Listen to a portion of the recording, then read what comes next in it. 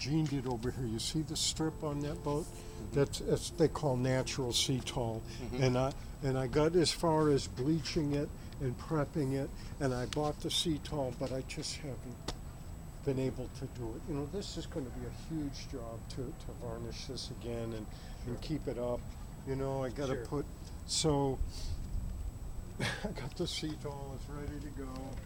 But, you know, there's a lot of teeth on this boat, and it's in pretty good condition.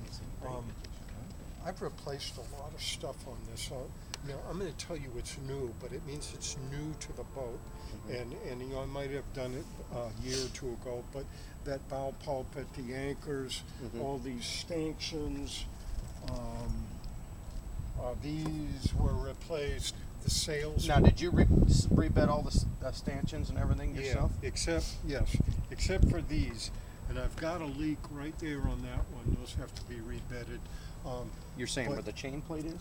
Huh? Where the chain plate is? Yeah, and those have to be done frequently. How old is the rigging? You know, I'm guessing maybe 10 years old or so. Sails are brand new. And really? In the sense that they only have 3 or 4 hours on them. The roller furling is not new. It was on the boat, but I think he got it. It works perfectly. So the jib sole is also brand new? Yeah. Okay. What kind is it? It's a 135, and it might have been Doyle Sailmakers here made the jib, and this I can't think of who made it, but we got some good sailmakers. Sure. St. Pete. Sure. That I added.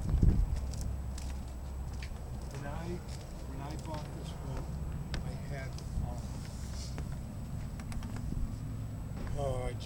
I did a ton of stuff. I tore out the whole inside, which you'll see in a minute, and put in new insulation and everything. Has she had any surveys as of late, or? No. Have you had it out? And yeah, the last time I had it out was about 2 years ago, and at that time, that's when I was doing the repower, putting the engine in. And at that time, they pulled the mast, checked all the rigging. I had wires that were slopping around in the mast, and it really drove me crazy. Sure. And I wanted them put in a conduit, so they put a conduit the length of the mast, put the wires. Is it like a rubber conduit then? Is it? No, I think it's like conduit. Like plastic? Like plastic? Yeah. Okay, so is it attached then inside of the mast? Oh yeah, they rivet it. Okay, You'll be able to see more when we go below. And then I had this put in. I can't think of the name of this, but this is it's nylon. Now the original on these old boats, you had an internal track, or maybe it was an internal, external. This fit over it, and it was a pain in the neck getting the sail up and down. It would catch, but with this, boy, it just glides up and down. I gotta ask you, do you have the original wire halyards in here, or did you replace it all with the regular sheets? Now the halyards, I'm saying there was like a cable halyard, No halyards in here. Okay. I mean, all the halyards are external. Oh, I see. Okay. It was just the wires in here. I'm talking about the electrical. The electrical, yes. Yeah. Yes, electrical for the anchor light, for the right running light, all that stuff. And I was also putting them in a wind direction, having them install a wind direction indicator for the autopilot that I have close to being done. Okay. Did I answer your question? Yeah. You know, I might have been a little bit confused about this. Well, frankly, on the I guess mast. there are some boats that do have internal halyards. Yes, with they have a cable on the inside. Do you understand what I'm saying? Yes, I think. Okay. I think I do. Yeah. Well, this model is a 69, correct? Yep. Okay, so yeah, I wasn't This sure. was built in '69. Mhm. I forget what the whole number is. We'll be able to see. And then it's obviously tiller steering. When I did the repower, I put in this new panel. I embedded it. I've got some trim here to go on the outside, which I haven't done either. But nice big cockpit here. Plenty of room.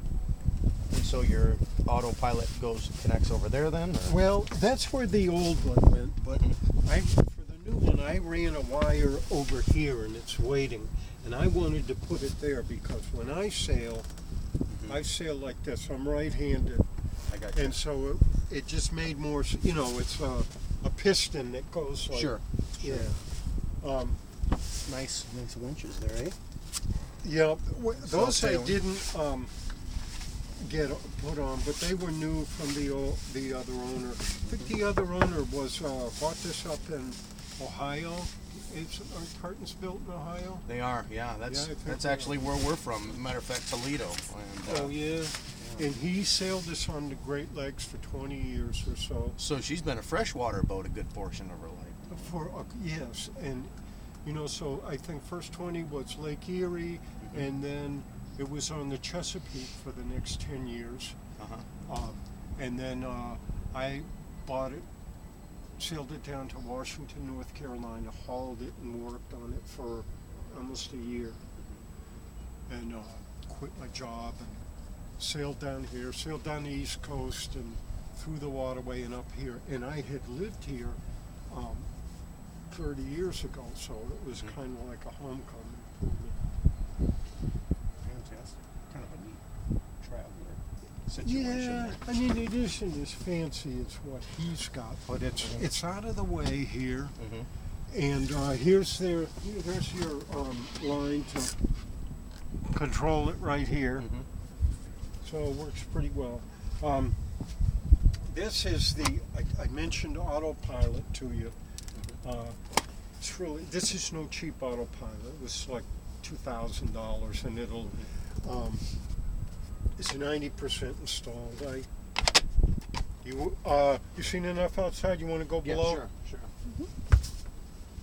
That's one of the things that Kimmy was interested in. She's never been on a 34, and I haven't, and I've always been interested in the centerboard boats, for Caribbean cruising. So, this is something. Well, it's a nice shallow draft with the board up, which is great for Florida. There's 3 steps straight down, okay? And you can step on the engine compartment if you want.